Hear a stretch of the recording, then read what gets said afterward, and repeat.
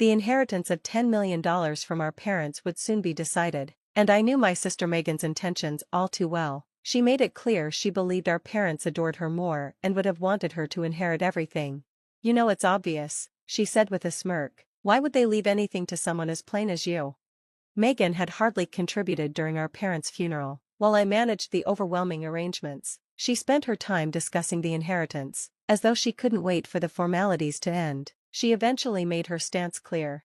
"I'll take it all. Fine by me if you never contact me again," she said mockingly. Who would want to? I thought. She didn't realize she was the one being cut off, not me. Without a word, I turned my back on her laughter, feeling only a hollow resignation. I had lost my sister as surely as I'd lost our parents, yet no sadness came.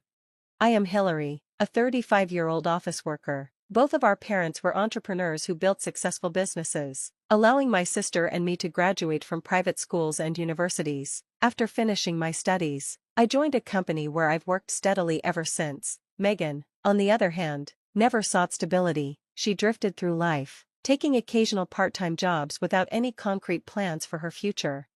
Despite her lack of direction, our parents indulged her. They provided for her expenses and adventures, while urging me to be prudent and self-sufficient. The difference in treatment was painfully clear. Megan's life of ease was granted because of her extraordinary beauty. She had inherited our mother's large, expressive eyes and double eyelids, our father's sharp nose, and our grandmother's elegant figure. Everywhere she went, she turned heads, exuding charm and confidence. I, however, was not so fortunate. I had my mother's low nose, my father's small eyes, and my grandfather's stocky build. From the moment Megan was born, 6 years after me, she became the family's darling, effortlessly overshadowing me. As a child, I adored her, and she would follow me around, calling me Hillary. But by the time she reached elementary school, her beauty garnered attention that highlighted my own insecurities. Scouts would arrive to recruit her for modeling opportunities, but I was often met with polite dismissal. As I entered adolescence, Megan became aware of her advantages. By high school, she used them to torment me openly. She'd take my belongings, sometimes claiming them as her own, and stage melodramatic scenes to paint herself as the victim. Our parents always sided with her. "Hillary, you're the older sister," they'd chide. "Be patient with Megan. She's just teasing you." No amount of protest changed their perception. By the time I graduated university, I had had enough. I moved out and avoided home, taking holiday jobs to keep from returning. 4 years, I distanced myself from the family, rejecting their pleas to come back. Then, 3 years ago, everything changed. Our parents died in a sudden car accident, forcing Megan and me to confront each other after years of separation. At the funeral, she cried incessantly while I handled the arrangements, grieving quietly, but when the subject turned to inheritance, Megan's tears dried up, replaced by cold calculation. Our parents' estate, worth $10 million, was now the focus. It was no surprise when Megan began asserting her entitlement, but her attitude only confirmed one thing: I had no reason to stay tethered to her anymore. "I'm taking it all," Megan sneered. "After all, you're unattractive, and our parents loved me more. They'd want me to have everything." "Oh, do you need some money for plastic surgery?" "I don't want it," I replied calmly. Her surprise was evident, but I meant every word. The idea of inheriting was meaningless to me, especially after the chaos surrounding our parents' sudden deaths. There had been no time to grieve, as I was overwhelmed by the demands of relatives, subordinates, and business partners at the funeral. The whispered remarks comparing us, "Are they even sisters? They don't look alike at all," paired with Megan's smug expressions only deepened my exhaustion. "I don't want the inheritance," I repeated. "You can have all $10 million, but there's one condition." Megan tensed, narrowing her eyes. "What condition?" "I won't take a cent, but in exchange, I'm severing all ties with you. From this moment on, we're no longer family. No contact, no help, ever." At first, she seemed stunned, but as the terms sank in, a smirk spread across her face. $10 million and cutting you off? Perfect. Why would I ever need someone as ugly as you? Just don't come crying to me later. Ignoring her mocking laughter, I left our family home for good. I had lost my parents and now my sister, but the relief of cutting ties outweighed any lingering sadness.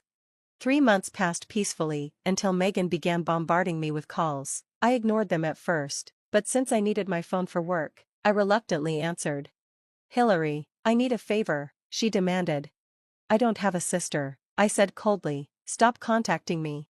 As I tried to hang up, she pressed on, her tone self-pitying but unapologetic. I tried to spend Dad's money, but a friend at City Hall said I need to consult about inheritance taxes. Isn't it just mine? Do I really need to pay taxes for money my own father left me? I don't know any lawyers, so can you handle it?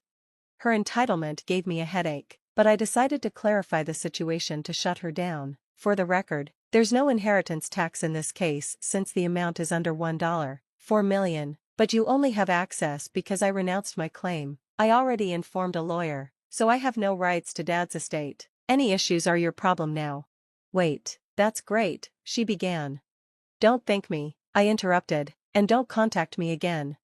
Megan ended the call in a huff. It was clear she hadn't done her homework. Inheritance isn't as simple as taking the money and running. Assets go through probate, and debts are settled before distribution. Megan's ignorance of these processes would soon catch up with her. Weeks later, Megan consulted a lawyer and learned the harsh truth. The $10 million was the total value of our parents' assets, not liquid cash. Most of it was tied to the businesses they had started, and Megan, who had no involvement, wasn't entitled to much. Worse, she discovered she was responsible for business debts as a co-signer on some loans. By the time debts were deducted, her inheritance amounted to just $1 million. Her calls resumed, this time frantic and tearful. Hillary, I'm only getting $1 million. This doesn't make any sense. That's still a lot of money, I said, exasperated, like winning the lottery. Didn't I tell you not to contact me again? But Megan, who had expected millions, wouldn't stop. Her troubles only grew when rumors spread that she had inherited $10 million. Relatives, supposed friends, and even strangers hounded her for money. Stalkers and extortionists appeared, drawn by the false rumor. Hillary, help me, she begged in desperation. Where are you now? But I had long since left her behind. The silence in my life was precious, and I had no intention of losing it again. Megan's frantic screams filled my voicemail. I'm suffering so much, she cried, her desperation palpable. Judging by her messages, she had visited my old apartment, unaware that I had terminated the lease and moved elsewhere. With no way to reach me, she resorted to relentless calls and voicemails. Eventually, she even went to the police. However, having boasted about inheriting $10 million and flaunting her newfound wealth by gifting designer bags, her plight was seen as self-inflicted. Rumors of her inheritance had spread like wildfire, and the authorities, overwhelmed by her situation, advised her to move. Then, one day, her voicemails took on a cheery tone. Hillary, I've met the man of my dreams, Peter. He doesn't know about the inheritance and truly loves me. I suspected a scam immediately. Sure enough, Peter, a man Megan met by chance, had proposed they move in together after learning about her savings. He convinced her that banks were risky and suggested she keep her money in a home safe instead. Megan, ignoring all advice, closed her account, converted her inheritance into cash, and stored it in the safe. The next day, the safe was empty, and Peter was gone. Her voicemails quickly turned chaotic again. I was deceived. Peter was only after the money. My life is the worst. Hillary, why won't you help me? Her messages grew angrier and more desperate. It's because of your attitude that you're ugly, she screamed in one. Instead of learning from her mistakes, Megan continued blaming everyone but herself.